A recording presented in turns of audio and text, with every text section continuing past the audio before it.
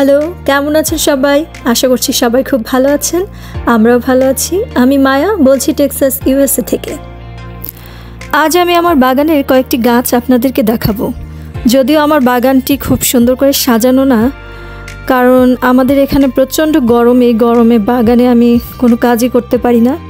যতটুকু যা করার তা গত বছরেই টবের গাছগুলো লাগানো, আর মাটিতে যে গাছগুলো লাগানো সেগুলো আমি এবার মার্চে যখন একটু ঠান্ডা ঠান্ডা ছিল তখনই লাগিয়ে দিয়েছিলাম। তবে আজকে যে গাছগুলো দেখাবো এগুলো শীতে মরে যায়, আবার শীতের শেষে এই গাছগুলো আবারও গজায়।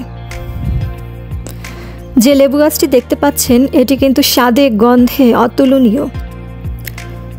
এই ধরনের লেবু বাংলাদেশে আমি খাইনি, হয়তো থাকতে পারে, কিন্তু আমার জানা মতে আমি খাইনি কখনো।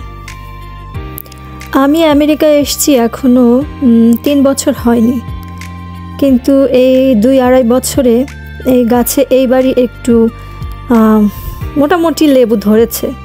আগে 2বার লেবু ধরলেও দেখা যাচ্ছে যে প্রচণ্ড গরমে ঝরে পড়ে যায় লেবুগুলো। এবার দেখলাম যে কিছু টিকে আছে এবং আমরা কয়েকটা খেয়েছিও। আসলেই অনেক স্বাদ। আমাকে অনেকেই বলেছিল যে এই লেবুটা আসলে খুবই চমৎকার। এটা শরবত খেতেও যেরকম মজা, ভাতে খেতেও মজা, এবং এটা যদি আরও কিছু দিন পরে যখন একটু হলুদ হলুদ বা একটু কমলা হলুদ হলুদ হয়ে যাবে তখন এই লেবুটা যদি খাওয়া যায় তাহলে নাকি কমলা লেবুর মতোই টেস্ট লাগে। আজকে যে কয়েকটি গাছ আপনাদের দেখাবো এগুলো আমার ভাসুর এবং আমার যা তাদের হাতেই লাগানো গাছগুলো। ওই যে দেখুন লেবু গাছটি উপরের দিকে কেমন ডালপালা মরে আছে, একদম শুকনা। ওই ডালে কিন্তু আর গাছ হবে না, কোনো নতুন ডাল বার হবে না, ওটা আমাদের কেটে ফেলতে হবে। এখন যে গাছটি দেখাচ্ছি এটি সবার খুবই পরিচিত একটি গাছ, সজনে ডাঁটা। দেখুন এই বছরে প্রথম ফুল এসছে এবং ডাঁটাও ধরেছে কিছু।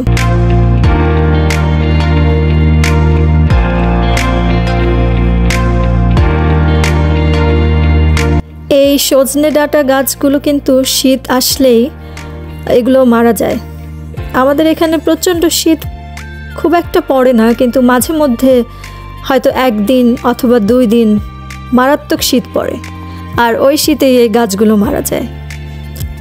আর এখন থেকেই এই সজনে ডাঁটা একেবারে নভেম্বর পর্যন্ত খাওয়া যাবে, কারণ এর একদিকে ডাঁটা হতেই থাকে, আরেকদিকে ফুল ধরতেই থাকে।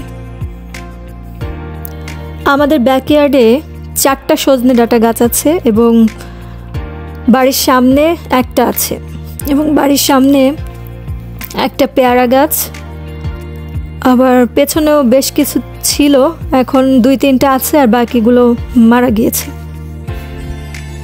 এই লেবু গাছ, সজনে গাছ, পেয়ারা গাছ এগুলো সবই আমার ভাসুর এই বাড়িতে লাগিয়ে গিয়েছিল। এখন সে যে বাড়িতে থাকে সে বাড়িতেও অনেক সজনে গাছ এবং পেয়ারা গাছও আছে বেশ। এজন্য আমাদের গাছে তো প্রচুর পরিমাণে ডাঁটা হয়, কিন্তু আমরা তাদেরকেও আসলে দিতে পারি না, দিব কি, কারণ তাদেরও প্রচুর পরিমাণে হয়। এজন্য আমাদের অনেক ডাঁটা নষ্ট হয়, আর এখানে আশেপাশেও এগুলো কেউ খায় না। এখানে অল্প কিছু বাঙালি আছে, কিন্তু তাদের সাথে আমাদের আসলে পরিচয় নাই, যার কারণে আমরা তাদেরকেও দিতে পারি না। এখানে বাঙালি বলতে আমার ভাসুরের পরিবার, আমার মেজো ভাসুরের পরিবার এবং হিমু ভাইরা ছিল আগে এখানে এই শহরে, কিন্তু এখন তারা অন্য শহরে চলে গিয়েছে, কিন্তু তারা মাঝে মধ্যে আসে বেড়াতে এখানে, আমাদের ভালোই লাগে। কিছুদিন পরে আমার সেজো ভাসুর ইংল্যান্ড থেকে আসতেছে আমাদের এখানে বেড়াতে। তা ভালোই হলো, আমার বাগানের কিছু টাটকা সবজি, সজনে ডাঁটা এগুলো খেতে পারবে। তারাও ওখানে বাগান করে, কিন্তু তারপরও আমাদের নিজেদের হাতে লাগানো সবজি আশা করি তার ভালোই লাগবে। এখন যে বরবটি, লাউ এগুলো দেখছেন এগুলো আমারই লাগানো, প্রতি বছরই আমি লাগাই, তবে এবার বরবটির ফলন খুব একটা ভালো হয়নি।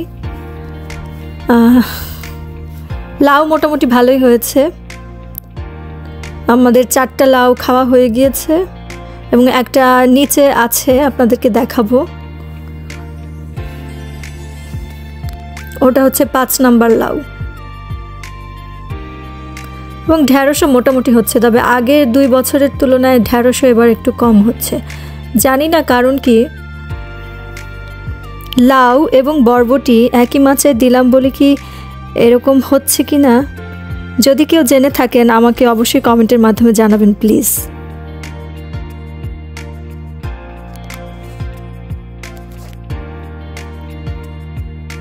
এই যে গাছটি দেখতে পাচ্ছেন এটির নাম বেজল। এটি কিন্তু আমাদের বাংলাদেশের তুলসী পাতার মতো, কিন্তু বেজলের গন্ধটা একটু আলাদা।